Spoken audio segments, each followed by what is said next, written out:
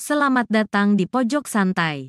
Sebelum Anda mendengarkan audiobook ini, kami menginformasikan bahwa channel ini adalah review audio dari buku yang ada di Indonesia. Untuk membaca keseluruhan buku ini, kami menyarankan membeli buku aslinya di toko buku kesayangan Anda, baik offline maupun online. Keberadaan channel ini dimaksudkan untuk membantu Anda mendapatkan pengetahuan dari buku-buku kesayangan Anda.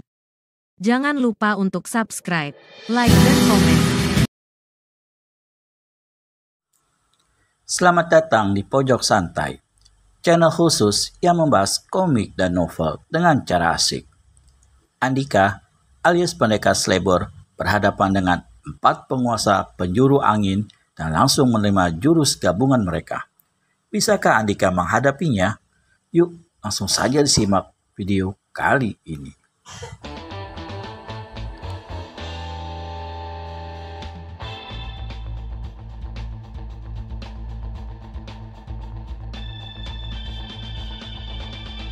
Pendekar Slebor menyadari kalau sergapan kedua orang tua itu tidak bisa dianggap sembarangan. Maut bisa saja mengintai dari sergapan yang terlihat tak berbahaya. Maka Andika segera melompat ke belakang. Setelah bersalto di udara beberapa kali, kakinya menjejak tanah kembali.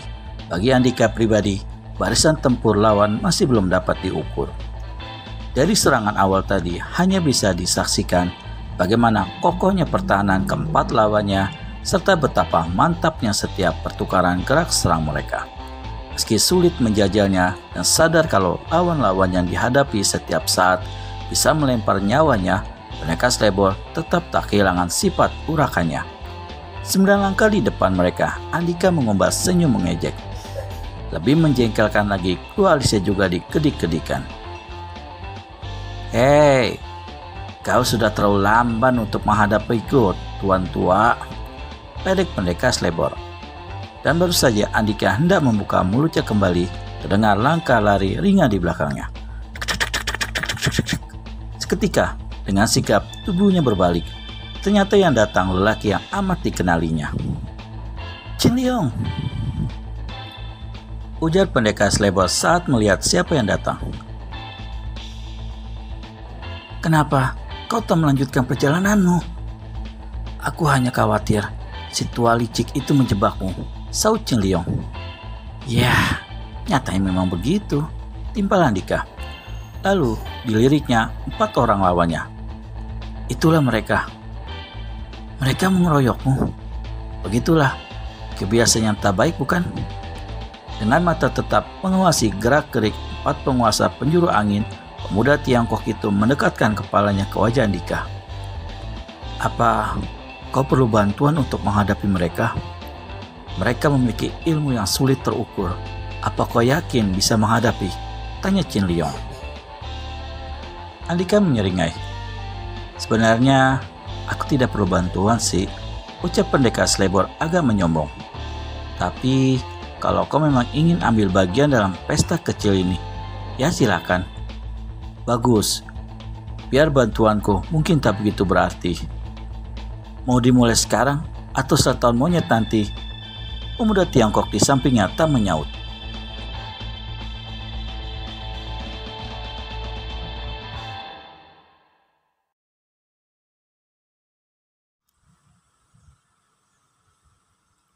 Keputusan melanjutkan pertarungan berada di tangan Andika.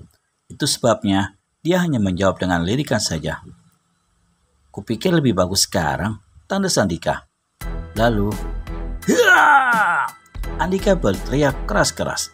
Begitu kerasnya, seolah hendak memutuskan urat lehernya sendiri. Berbarengan dengan teriakannya, langsung dibukanya jurus memapak petir membabi buta sambil berlari ke arah lawan-lawannya. Hiat! Chin Liong menyusul di belakang bersama teriakan yang tak kalah menggelegar. Maka pertempuran terdahsyat sepanjang 1 abad terakhir pun akan segera pecah kembali di negeri itu. Sampai saat ini, si pembawa badai sempat pula kagum pada lawannya. Masih tergolong muda, tapi sudah memiliki tingkat kesaktian begitu luar biasa. Dan kini, kekagumannya bertambah tatkala disaksikan sendiri bagaimana menakjubkan jurus Pendekar Slebor. jurus memapak petir membabi buta adalah jurus ciptaan Andika ketika menjalani penyempurnaan kesaktian di Lembah Kutukan. Untuk lebih jelasnya, silakan teman-teman nonton serial Pendekar Slebor dalam episode Lembah Kutukan. Setiap gerakan tubuhnya tampak seperti orang kelimpungan tak karuan, tapi mata tokoh persilatan yang banyak makan asam garam seperti si pembawa badai, gerakan kacau balau Pendekar Slebor justru dianggap sebagai serangan yang amat sulit dimentahkan. Bagaimana tidak, nyatanya pukulan atau tendangan pendekar muda itu tiba-tiba bisa melenceng dari sasaran semula dengan kecepatan sulit ditangkap mata. Sadar akan hal ini, si pembawa badai segera menggenjot tubuh jauh-jauh untuk mengatur jarak. Barisan 4 tonggak bumi menghantam gunung mesti dihadirkan kembali, pikirnya. Hanya itu satu-satunya cara yang bisa diandalkan untuk menghadapi Pendekar Slebor. Di lain sisi, Andika mulai menggempur 3 lawannya yang lain tanpa peduli pada Dewi Seribu Diri yang masih juga mencoba tersenyum-senyum tak karuan. Lalu apa yang dilakukan Qin Liong di belakangnya? Tanpa sepengetahuan Pendekar Slebor, pemuda Tiongkok itu mengangkat tangan tinggi-tinggi sambil mengerahkan kekuatan tenaga dalamnya.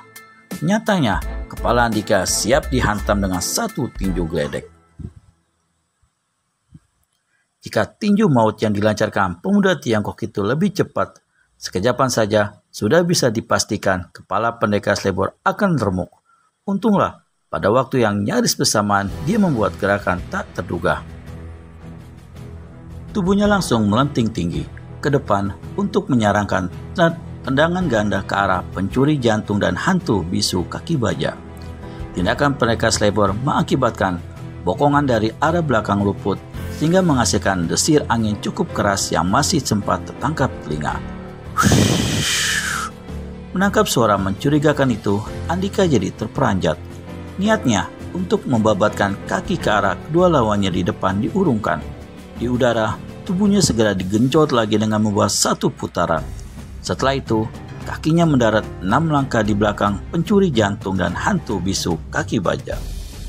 Di tengah-tengah kepungan kelima orang itu, kini Andika menatap tak mengerti pada pemuda Tiongkok yang semula dikira Qin Liong.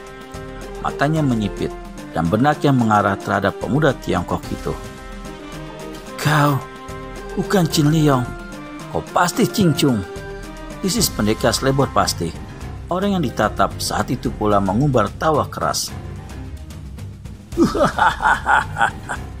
Aku memang Ching Chung.